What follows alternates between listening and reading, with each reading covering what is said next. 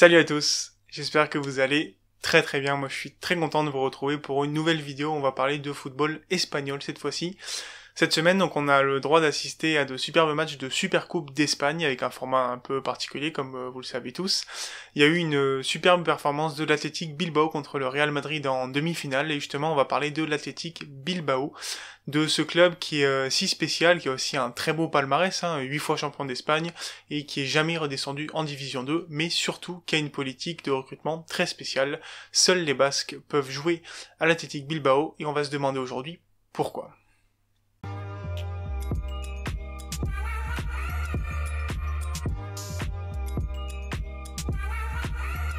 Alors, pour répondre à cette question, on va revenir dans le passé, mais il y a très longtemps. Là, je vais vous parler d'un temps que les moins de 100 ans ne peuvent même pas connaître pour le coup.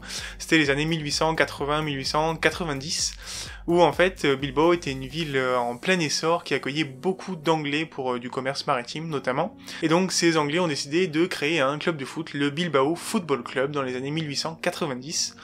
Dans les années qui suivent, en fait, ils vont affronter des Basques qui vont se regrouper sous un autre club qui s'appelle forcément l'Athletic Bilbao. Et en fait, c'est en 1902, lors d'une des premières éditions de la Copa del Rey, que les deux clubs vont former une seule et même équipe, vont remporter la compétition et vont décider de former un seul et unique club, donc l'Athletic Bilbao. Donc à la base, il y avait beaucoup d'étrangers à l'Athletic Bilbao, comme vous vous en doutez, c'était principalement des Anglais, jusqu'en 1911 où le président du club décide de changer radicalement la politique de recrutement du club. Il va s'inspirer d'un poète nationaliste basque qui s'appelait Sabino Arana Gori, et il va donc décider de baser sa politique de recrutement sur les joueurs basques issus du centre de formation, condition sine qua non pour intégrer l'équipe première. C'est une politique de recrutement qu'on va appeler la cantera, puisque la cantera, ça fait référence au centre de formation en Espagne. Et donc cette règle très stricte, elle va perdurer jusque dans les années 1950, où les résultats de l'Athletic Bilbao diminuent un petit peu, suite à une grande vague de naturalisation des deux autres rivaux, le Real et le Barça. On pense notamment à Puskás ou Di Stefano qui intègrent ces clubs-là. Et donc il y a un premier assouplissement de la règle qui va être mis en place. À partir des années 1950, un joueur peut intégrer l'Athletic Bilbao s'il est formé au club bien sûr, et si lui ou un de ses aînés, parents, grands-parents, est basque. Et donc ce premier assouplissement va permettre à d'autres joueurs de rejoindre le club et au résultat de remonter. La consécration, c'est un petit peu l'année 1973, puisque à Lezama, le centre de formation de l'Athletic Bilbao est créé, un des premiers en Europe et un des plus reconnus qui va amener de très grands joueurs de l'histoire du club. Dans les années 1990, il y a un nouveau et dernier assouplissement de la règle qui va être mis en place, principalement parce que les résultats commençaient à diminuer à nouveau pour l'Athletic Bilbao.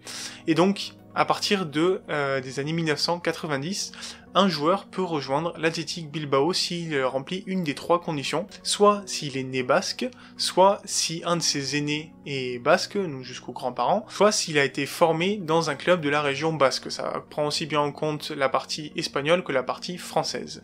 D'ailleurs, petite anecdote, mais ce changement de politique va tuer indirectement la cantera, donc le centre de formation du rival de la Real Sociedad. Donc suite à ce changement de politique de club, il y a certains joueurs qui vont se voir donner l'accès à l'équipe première et au club de Bilbao. On pense notamment à certains Français, donc le premier forcément Vicente Lizarazu ou encore Aymeric Laporte qui joue à City maintenant.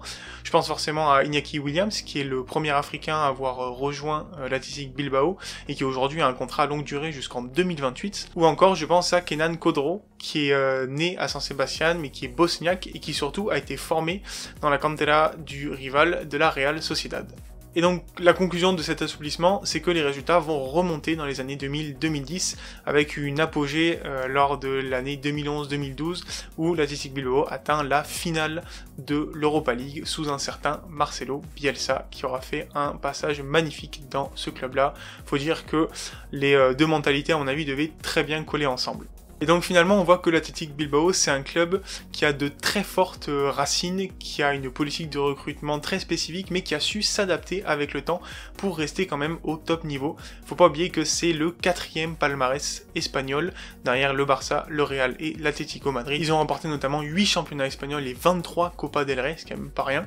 Cette année encore, ils sont en finale du coup de la Super Coupe d'Espagne. Alors même si les résultats en championnat sont pas non plus fameux ces dernières années, c'est un club qui malgré tout fait toujours autant parler de lui et qui n'est jamais descendu en Division 2.